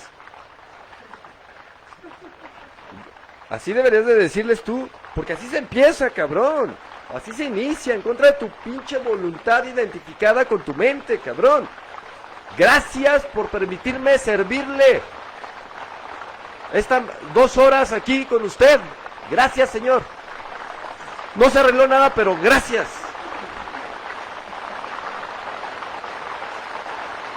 Y que ni propina me dio, no ocupo, gracias. Porque tengo mi sueldo. Así se empieza, pues. Ese es el esfuerzo.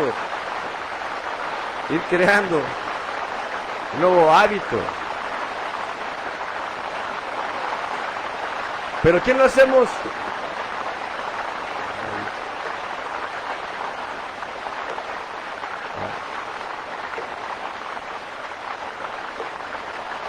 Por eso me gusta también esa cuestión terapéutica que funciona muy chido, que yo no la alcanzaba a comprender en los grupos. Bueno, en los centros de tratamiento, que está chido. ¿Ah?